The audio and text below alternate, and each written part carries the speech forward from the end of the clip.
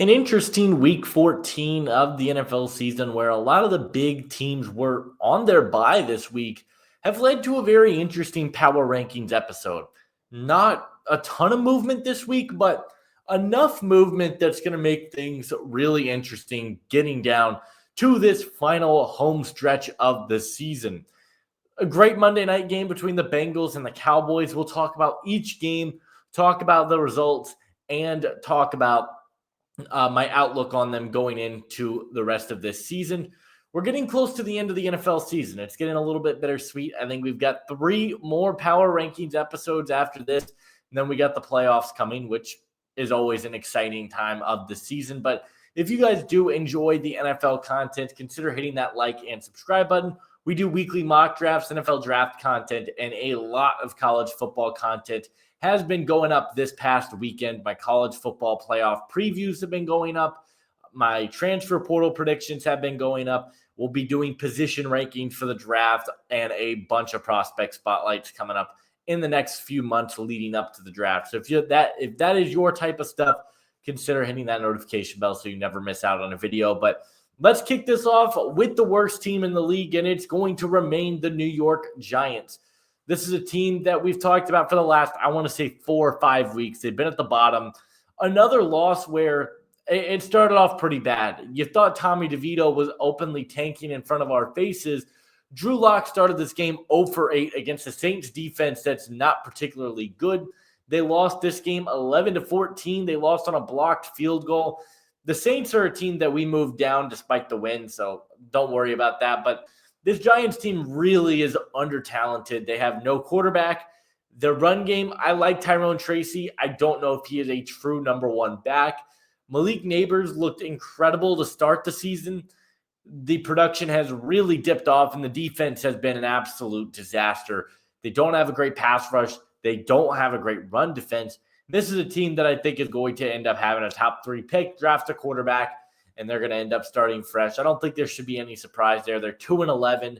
I want to say they have the number 2 pick if the draft were today. So I've got the Giants sitting at number 32. At number 31, it's the other team staying the same. It's the Las Vegas Raiders.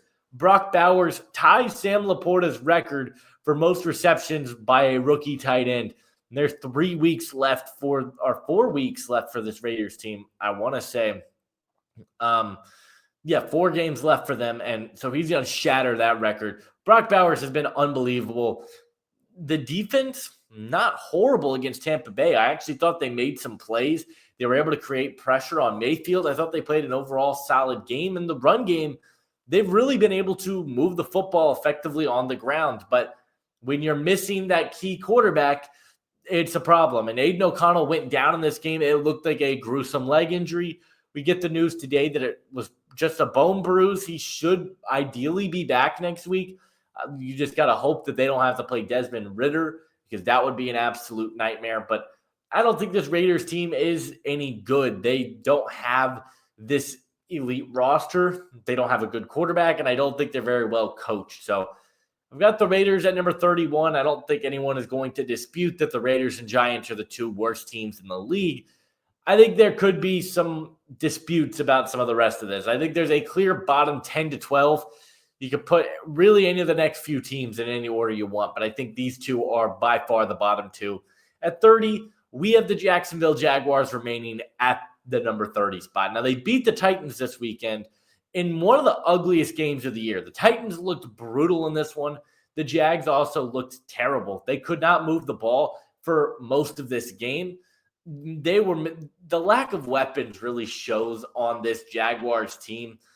The run game looked okay at times. You had some big plays by Bigsby. Travis Etienne finally looked like Travis Etienne again. It was nothing pretty. Mac Jones looked awful. Evan Ingram played well, but this team, they're just not very good. The offensive line was okay in this one.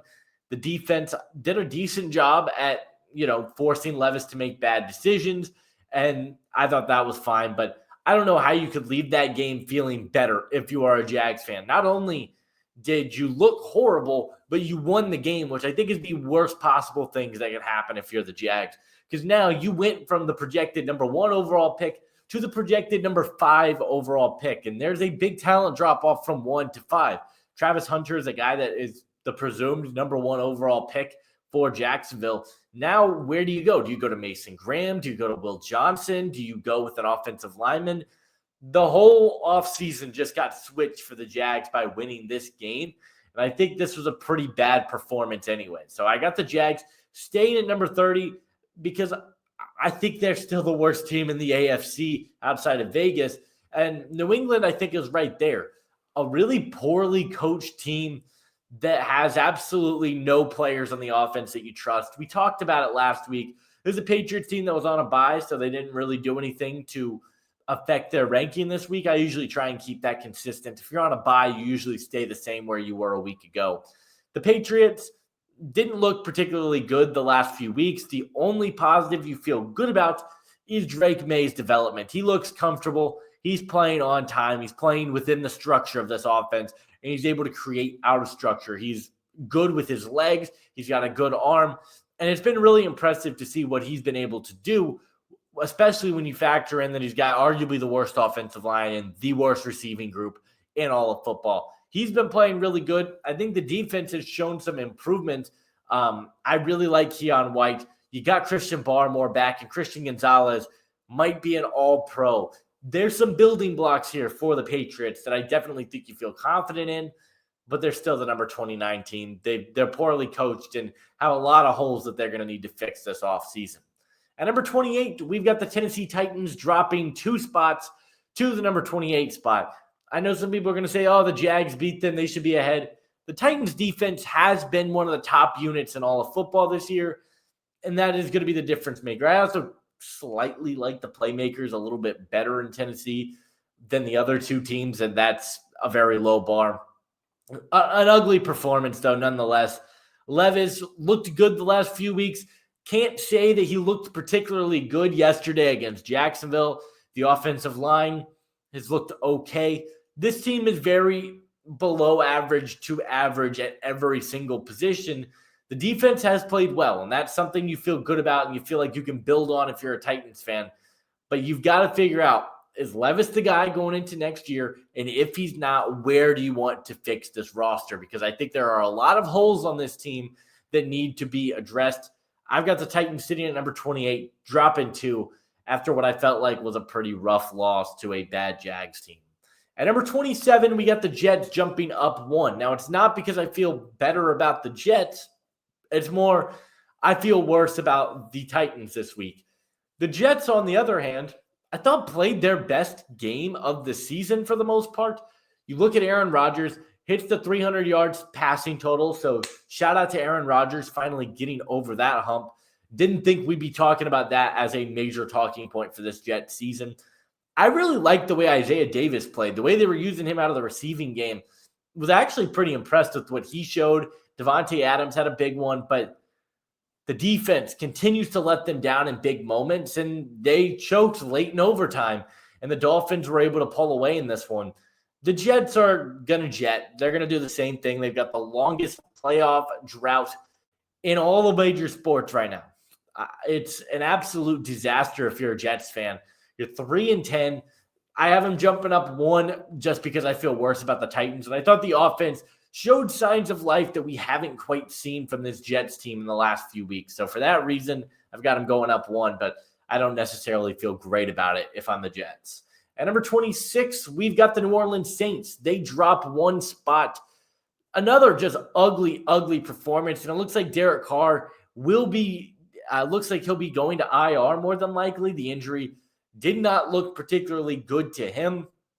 And the Saints get away, block a game-winning field goal or a game-tying field goal that would have sent it to overtime, and the Saints end up holding on. I don't know how you feel great about the Saints team. The offense struggled against a really bad Giants defense. The defense, I thought, played okay. This is just, again, a team that I felt like was going to be pretty bad this year. Somehow they've been okay, but I don't know that they're going to win another game this season. I don't trust the offense, especially if you look at the weapons, especially when Chris Olave is out. Who are you throwing the ball to on this team that you feel really confident in? I don't know if there is anybody on this roster. If Derek Carr's out, you got to go back to Spencer Rattler or Jake Haener. I think that's a really bad backup quarterback situation. And I think the offensive line continues to be an issue for this team. They're not very good. I've got the Saints at number 26. At number 25, we've got the Cleveland Browns dropping 2 spots. Jameis Winston, it seems like the honeymoon phase is over with him.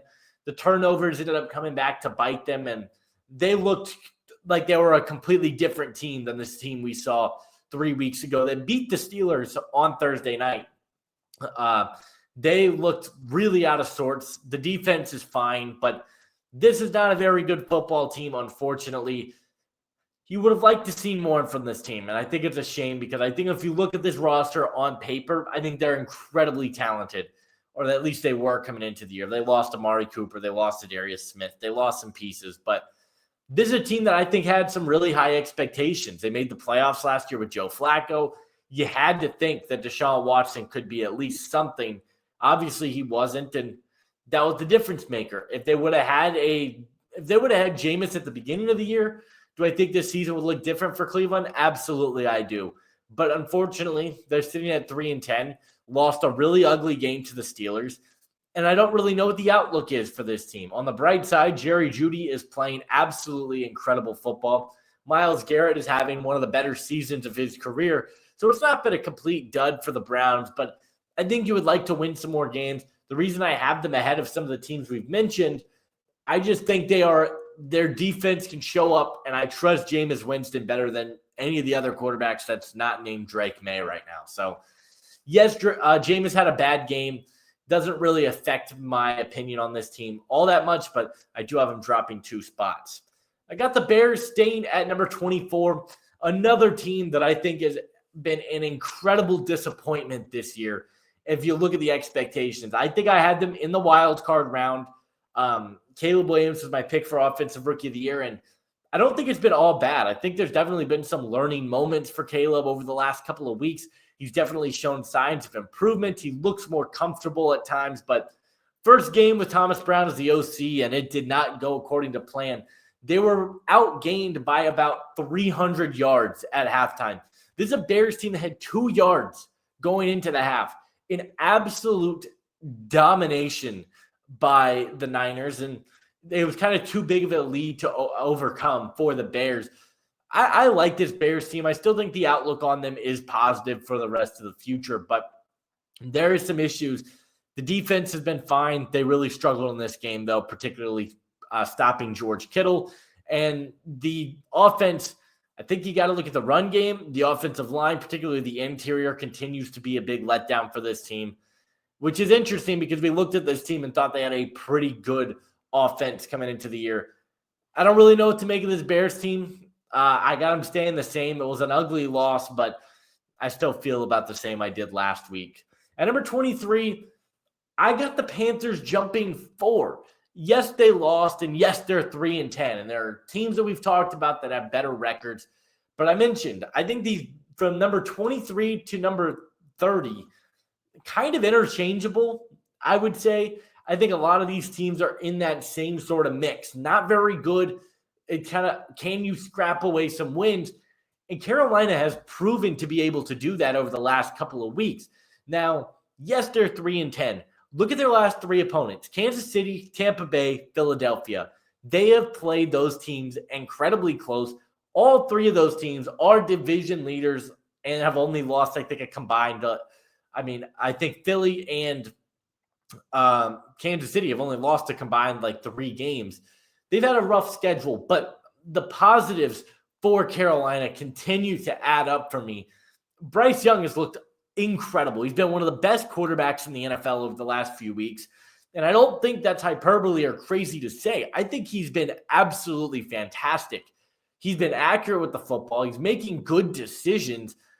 And I really love the way he's playing. He's the ability to climb the pocket, keep his eyes downfield. He's looking like the Bryce Young we saw at Alabama, which is so encouraging if you're a Panthers fan because you benched him earlier this season. It looked over for Bryce Young, and he's looked incredible. I think the offensive line additions have been massive, particularly the interior guys. Robert Hunt is playing really good football. You're getting good play from Ike Ekwonu, Taylor Moton. The offensive line is doing a solid job of protecting Bryce Young.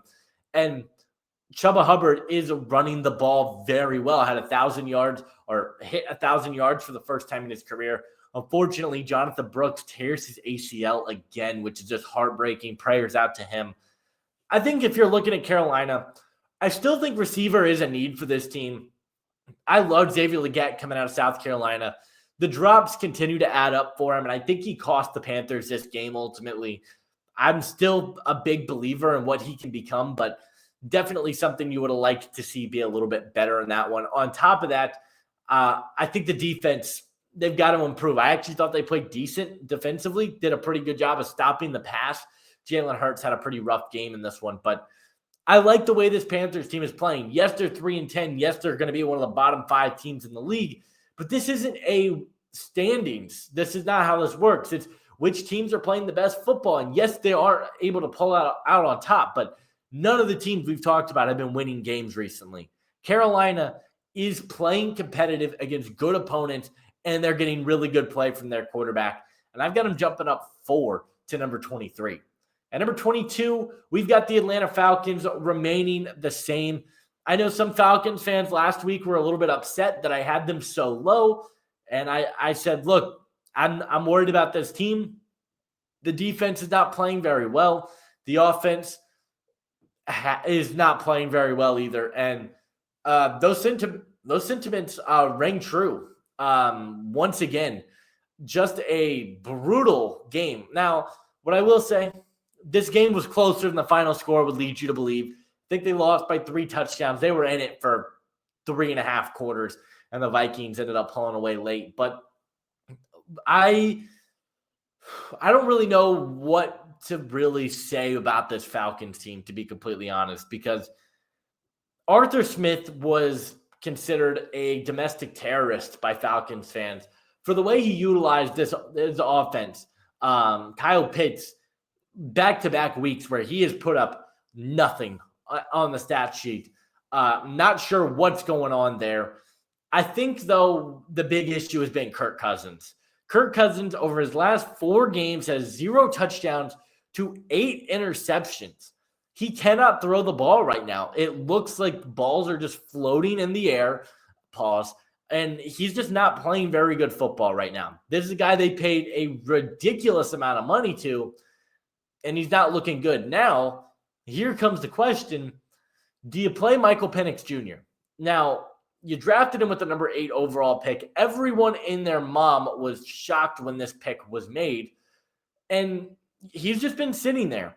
Penix is an NFL-ready quarterback. I 100% believe that. So do you give him the starting job? This team looks like they're falling apart right now, and I get it. Raheem Morris is committed to Kirk Cousins. I get that, but should he be? That's really my question, because I don't think Kirk Cousins is playing good football, and I think Michael Penix gives you a better chance to win right now, especially when you factor in, we mentioned the defense isn't playing well. That was my opinion last week. I thought the defense actually did a decent job the last few weeks. The defense is improving. Their pass rush is getting better. You're seeing improvement there. I really like what Caden Ellis is doing for you. There's a lot to like about this Falcons roster.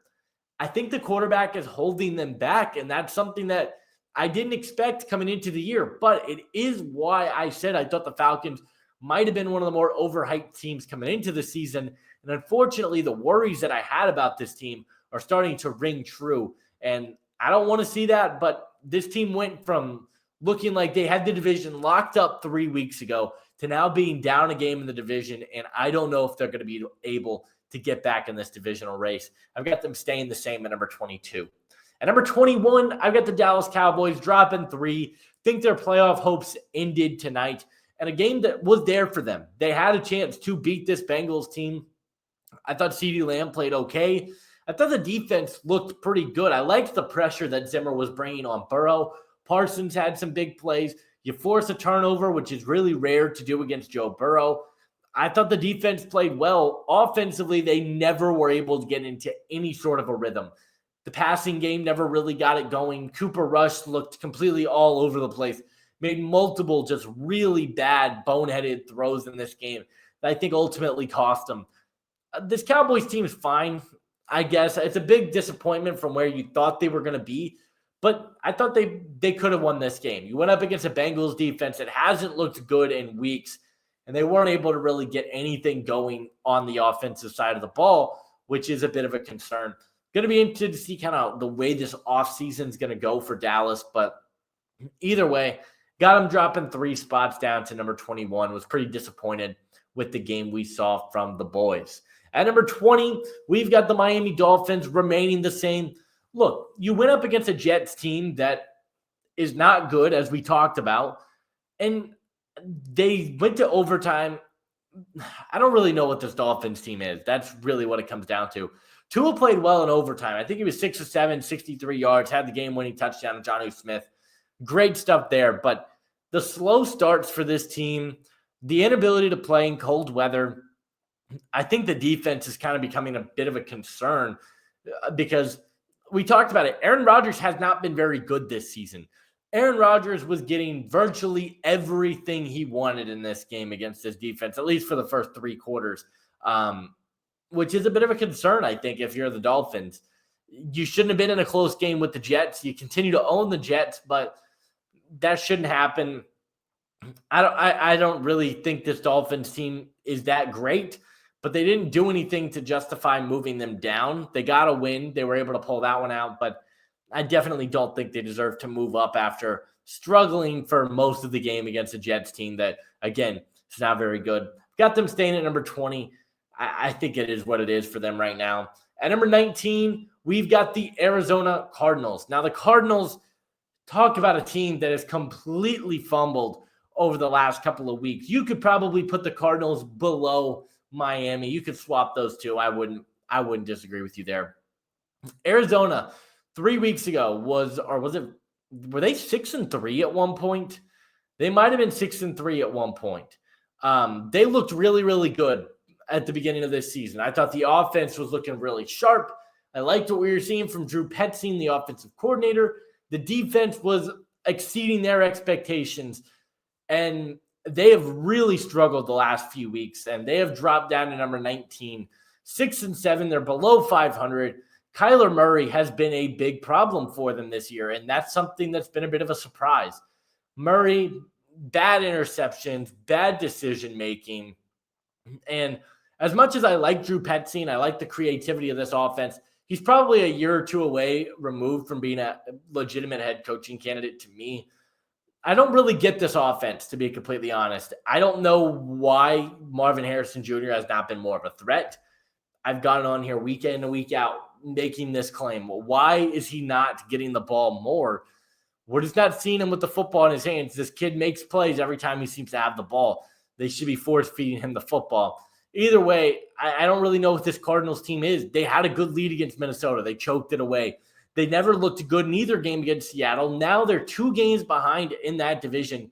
If you factor in tiebreakers, Seattle now owns that tiebreaker over them. And they went from the best team in this division about 3-4 weeks ago to being the worst team in this division, in my opinion, with the way that they've looked offensively. It has not been pretty. And I've got them dropping 4 spots to number 19. At number 18, we've got the Cincinnati Bengals starting to creep their way back up. We've got them jumping up 3. I've been in and out on this Bengals team all year long. I think this offense has been absolutely phenomenal. Again, Jamar Chase, what do you have? 14 receptions, 177 yards, 2 touchdowns. Unbelievable game from Jamar Chase in this one. Joe Burrow didn't have the perfect game that you would have expected and that we've seen him have for the last few weeks. He's looked virtually like Superman. Didn't look that way. He had some bad throws, overthrows, underthrows. The timing looked a little bit off in this game, which is a bit uncharacteristic, but the offense has weapons. I love the way they're utilizing Chase Brown. I love the way that they're able to use the tight ends in this offense. I think the offensive line is doing a pretty good job of protecting. Dallas did a good job of bringing pressure up the middle, but I thought the offensive line held up pretty well. And Burrow is he's got such good pocket presence, and his ability to escape the rush, buy time with his legs, and make plays is truly incredible. But I think the big standout here was the defense. They get out of the bye week. The defense I think looked pretty sharp in this game, which is something you haven't been able to really say about this Bengals team at all this season. Trey Hendrickson played really well. I thought Jermaine Pratt played an incredible game for them at the linebacker position, both in coverage and defending the run. He made multiple plays in this game that were big time. They had the turnover in the red zone, and the defense is the reason they made plays in this game to win the game. If that defense can continue, look, they've got a pretty easy schedule the rest of the way. I'll be at the game in Tennessee on Sunday, so I'm excited to see Joe Burrow in person. But if this team can get a little bit of a rhythm, I'm not totally out on them yet. I'm still holding that little bit of faith.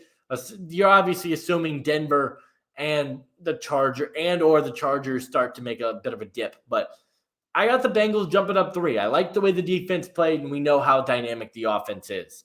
At number 17, we got my Indianapolis Colts. They were on a bye week this week.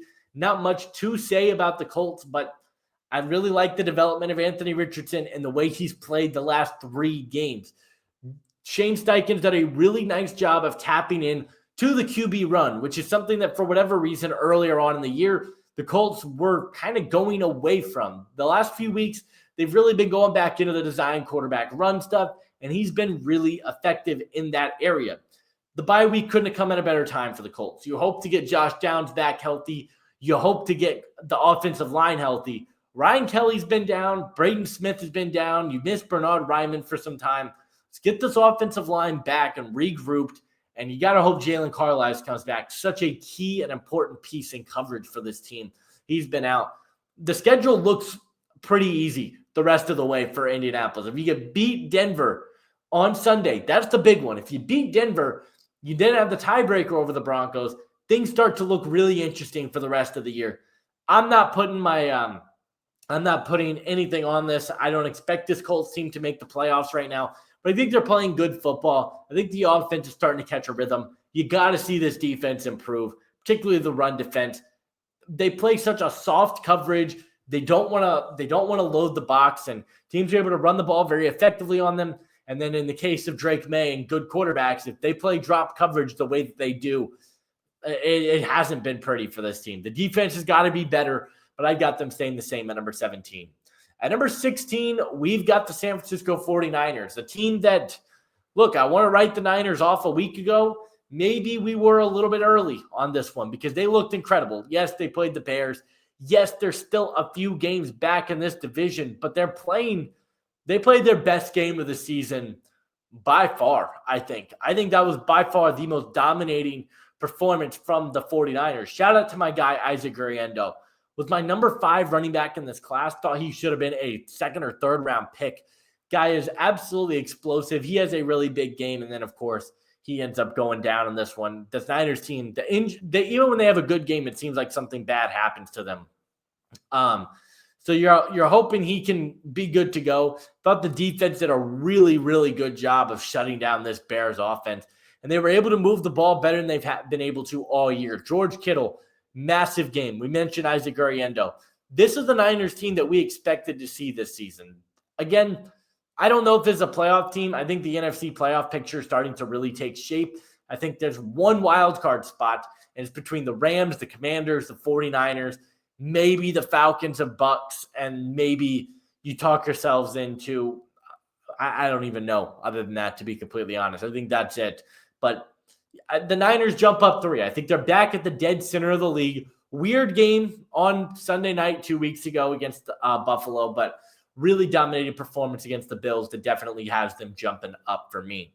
At number 15, another performance that was one of the better performances of the week. The Rams getting a huge win against Buffalo. We'll get to Buffalo, why I'm not too worried about them. But this is a statement for the Rams. And if I'm the NFC, this is not something I want to see right now. I don't want to see this Rams team get hot right now. They're 7-6. They're a game behind the division. They play Seattle. I believe they play Seattle week 18. So the division might come down to that game when it's all said and done. Matthew Stafford was absolutely unreal in this game, absolutely dialing in passes, and the receivers came to play. Puka Nacua, Cooper Kupp, huge performances from them. This is still one of the best, if not the best, wide receiver duos when they're both healthy. Unfortunately, this is a team that has battled injuries all season long, but they looked healthy yesterday and they put up 40 against this Buffalo team. The offense is looking better each week if you are the Rams. It didn't look amazing a couple of weeks ago against the Saints, but look, I still think that this Rams team is a playoff contender. And if they get into the playoffs, this isn't a team I want to face because I think they've got playmakers offensively. And with the way that this young defense is played, Braden Fisk, Jared Verts, Omar Spates, Cam Kitchens, those four rookies have been absolutely incredible for them. And then you mix in Kobe Turner and Byron Young and some of these other guys. This defense has been a lot better than I think a lot of people were expecting them to be coming into the year. And that's a scary thought for the rest of the league, in my opinion. I think they've looked really impressive through the first few weeks, looked really impressive against Buffalo. They only jumped one spot, but it is definitely something I'm starting to keep my eye on. At number 14, we've got the Washington Commanders, another one of the teams that were on bye this week. Washington's an interesting one because the last few weeks have not been pretty for them. They had a big win, I believe. Who did they beat right before the bye? Who did they beat? They had a nice win a couple weeks ago. I'm blanking on the opponent, but a nice win. They beat Tennessee. Good win for them. Can they beat a good team? That's all people are really curious about with Washington. They can beat up on the bad teams. Jaden Daniels is looking great. Terry McLaurin's playing good football. Can they beat up on a actually talented team right now? Because they haven't really proven that they can do that. I mean, if you go through a lot of this team's wins, you beat the Giants, you beat the Panthers, you beat the Titans. They don't really have any big standout wins this year. And that's going to be the question going into the second half of the season because they are holding a playoff spot right now. Things could definitely fall apart for them, though. I'm not ruling that out for them. Either way, I got them staying at 14. They were on a bye. Hopefully they can get some of their pieces healthy. Jaden Daniels has not looked 100% the last few weeks. Hopefully he can continue to get healed up and this Commanders team can go out and make a run. But I've got them staying at number 14. At number 13, we got the Tampa Bay Buccaneers staying the same. Get a big win and take the division lead over Atlanta. Impressive stuff. I think Bucky Irving went down early in this game. They had to lean on Rachaad White, which, in my opinion, never a good thing to have to lean on Rachaad White in the run game, but he held his own. I thought he played a pretty decent game for Tampa. They were able to beat the Raiders and get above 500, but more importantly, take this division lead. They couldn't get in a tiebreaker situation with Atlanta because if you get into that tiebreaker situation, Atlanta has the tiebreaker. They beat them twice. Now, Tampa's got a game lead on Atlanta, and the division looks like it's theirs because if you look at the remainder of this schedule, a lot of winnable games there for Tampa Bay. Baker Mayfield did his thing. I thought you got good play early in this game, but the offense didn't have a great performance all around. I thought they struggled to move the ball, and that's going to be something to keep your eye on. But I got them staying at 13. I like this Tampa team. I like the way they play. I like the quarterback situation. I think they've got a defense that can make plays. Now, unfortunately for them, Antoine Winfield looks like he's going to be out for a few weeks. So you got to get him back, got to get him healthy. But I think this Tampa team is good. I like them better than all the other teams we've mentioned. Maybe the Rams could come and take that spot here very soon. But at least as things stand right now, I've got Tampa remaining the same at number 13. At number 12, you're noticing a trend here. I got the Texans staying the same on a bye week. I've talked about this so many times at this point. It's probably getting old. Something's not right with this Houston team. I really hate that they can't seem to move the ball. The offensive line has had its struggles. I understand that. But CJ Stroud just hasn't been good. The inaccuracy is way higher than it was last year. I think you're getting bad play from the safety room as well, allowing these big plays. And there's something doesn't feel right about this Houston team. Haven't looked great in like a month and a half, to be completely honest. And I don't really know what to make of this team for the playoffs because you've got talented players. There's no doubt. I like I mean, yeah, obviously you've got CJ Stroud, you've got some of those pieces, but can you get a statement win? They haven't been able to do that in the last few weeks. Can the offense start to look more balanced? Can they finally show up? Can the defense have a big game and not allow big plays or choke away leads late? And I don't know if that Houston team is in there right now. Till I see more from them, I don't really see them moving up or down. I've got them at number 12. At number 11, we've got the Seattle Seahawks, a team that is legitimately turning their season around in the last month. I believe they were 5-5, have won 3 straight, and this team has looked really impressive on the defensive side of the ball. They're getting healthy, and that was something that I don't know that I gave this team enough of a leash with, because Byron Murphy was out, Leonard Williams was out.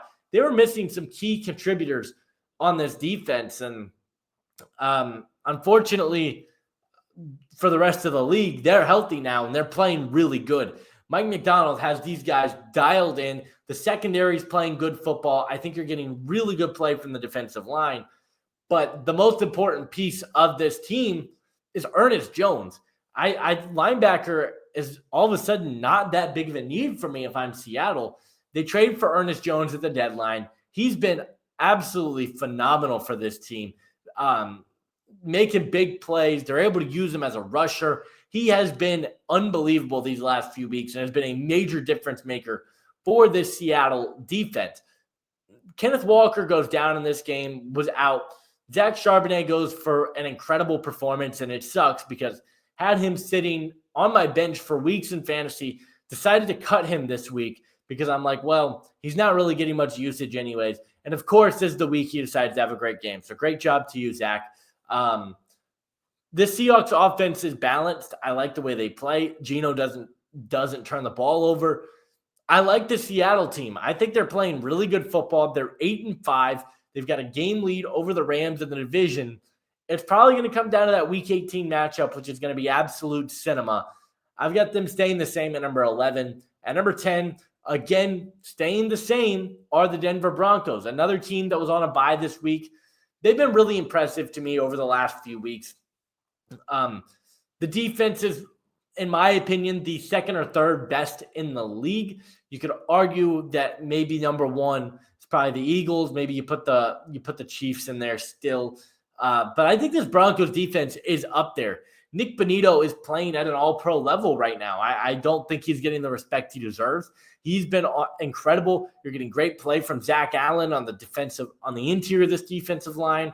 I think Jonathan Cooper has made plays for this team. You've gotten good play from the secondary, Riley Moss and Pat Surtain. The defense has been great, but which we knew. We knew this defense was good, well coached with Vance Joseph. What I don't think many of us really expected or saw coming was that Bo Nix would be this good this quickly. The accuracy has been really impressive, which we kind of knew, but I think the arm strength was something that was a concern with a lot of people at Oregon, and it's proven to not be much of an issue here in the NFL, making incredible plays week in, week out. The offensive line is doing a good job. The lack of a run game does worry me with this Broncos team because I don't think they're able to win in multiple ways. They're going to beat you through the dink and dump passing game. They're not going to win through the air, taking shots. That's just not who this Denver team is, or they're through the ground, excuse me. That's not who this team is. It's not their identity right now, but what they're doing is working, and they've got to win a couple of tough games coming up. They got the Chargers, they've got the they've got the Bengals, they've got the Colts. Those are 3 games that are really going to matter for playoff seeding. If they can win 2 of those games, they're probably a playoff team. If they lose all 3, they're probably not. So we'll see where it goes, but I got the Broncos staying at number 10. At number 9, again, staying the same for me are the Chargers. I don't even know how much. If a team loses to the Chiefs right now like that, I'm not dropping you down. That devil magic is okay. You're fine. I actually liked this performance for the Chargers. Showed that they belonged. Cold weather game at Arrowhead. They showed that they could play physical. They could play that hard-nosed brand of football, which I think we knew when they got Jim Harbaugh that they were going to be able to play that style. But I think when you look at it, it was a little bit more impressive. Herbert played a good overall game despite the lack of weapons in this one. Lab McConkey was out, so he's leaning on Quentin Johnston, who hasn't particularly been incredible the last few weeks. I think the run game, you're missing J.K. Dobbins. Okay performance from Gus Edwards in that run game. So overall, a pretty solid game. The defense, I think, is really good, though. Cam Hart and Tarheeb Still, two guys that have really burst onto the scene as legitimate corners for this team. I loved Cam Hart coming out of Notre Dame. Tarheeb Still was not a guy I got around to watching his tape, but this team has a really good defense. They play hard. They play physical. They're good in the trenches. There's a lot to like with this Chargers team. And despite the loss, I still think this is a playoff team and a team I feel pretty good about going into January. At number 8, you're noticing a trend here. We do have the Baltimore Ravens staying at number 8. We're another team that we're on a bye this week. We'll talk about the issues I think this team needs to address. It is the defense, and I've talked about this for a few weeks now. I am worried legitimately about this defense. I think the lack of a pass rush right now is concerning. I don't think they have any guys that I trust to win one-on-one outside of Nnamdi Madubuike. He's been great for them. Other than that, do you have a guy on this defensive line that I trust to win consistently? Not really. The secondary as well. Big plays that they've allowed, big performances. Jamar Chase lit this team up a few times. They've had multiple big plays. Brock Bowers lit this team up. This team has struggled against really good wide receivers. I like this Ravens team. I think they're a good team. They're well coached. I like that the offense is a little bit more balanced this year. I think that Lamar is playing great football this year. He's playing some of the best ball of his career. But I worry about this defense. Can this defense stay composed, I guess, in the big moments? Because I don't think they've been able to do that for a lot of this season. And that's why I got them at number 8. At number 7, we got the Green Bay Packers dropping 3. It's not so much that I feel worse about Green Bay. I actually feel fine about Green Bay. 9-4. You lost a really close game to the Lions. The offense played really well. Christian Watson had a fumble, but overall had a pretty solid game. You got good play from Josh Jacobs. You got good play from Jordan Love. I mean, this team's really good offensively, and they're really good defensively. Not a team I'm worried about going into the playoffs. I have them dropping 3 just because I feel better about a couple of the other teams that I had below them. Chiefs jumped above them, which I had below them. I had a couple of other teams jump them, but I still feel just as good about this Packers team as I did a week ago. I just feel a little bit better about a couple of other teams. Got the Packers at number 7. At number 6, we've got the Pittsburgh Steelers remaining the same.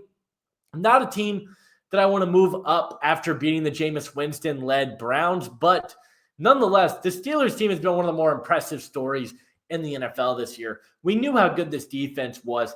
I don't think anyone knew that Keanu Benton and Nick Herbig were going to turn into these two that they've turned into. They've been absolute monsters for this Steelers team. But, man, really love what we've seen from this team really since the beginning of the year. The defense plays physical. They're well coached to Mike Tomlin. And Russell Wilson's playing some of the best football we've seen him play in probably 5 or 6 seasons. He's looked really, really good, comfortable. He still has those moon balls that land. And despite being out Pickens, Mike Williams stepped up in a big way. You got good play from Pat Freiermuth, and they've got a couple of running backs. This Steelers team is a legitimate threat, I think, in the AFC to make some noise because of their defense, because I think you have a quarterback, and I think that the offensive line, despite it being banged up, has done a really good job of keeping Russell Wilson upright. A lot of people hated it when they put Russell Wilson in. I thought it was the right move at the time, and it has proven to be the right move. Love this for the Steelers. They stay at number 6. At number 5, we got the Minnesota Vikings. I mean, I had Sam Darnold as a breakout candidate coming into the year. I did not have this on my bingo card. Sam Darnold has been out of his mind the last few weeks. You look at the game against Arizona, the second half in that game, he was incredible. Led this team from behind. But this game against Atlanta was the Sam Darnold breakout game. that I think made everyone go, oh, shoot, like this Vikings team might have something here, and they might not be able to let this guy leave the building. If I'm the Vikings, I'm extending Sam Darnold as soon as I possibly can, and I'm not letting him leave my team. I cannot let him go onto the open market with how he's looked this year. Anyone that had watched football the last few years, he looked really good for Carolina before he got hurt and never was able to look the same. He had moments with the Jets. They had the worst supporting cast and worst coaching staff around him. Goes to San Francisco. They loved him in that room. And now at Minnesota, he's just been on point. The accuracy's been great. The lack of the interceptions now. They still show up from time to time, but you love that. But the chemistry he has, he was incredible. The arm talent, the mobility, the pocket presence. He is a legit QB1 in this league, and he's looking like a top 15 quarterback in the NFL. Minnesota, not only are you getting great play from Sam Darnold, the receivers, obviously, we know, but the defense, Brian Flores continues to coach up a good scheme.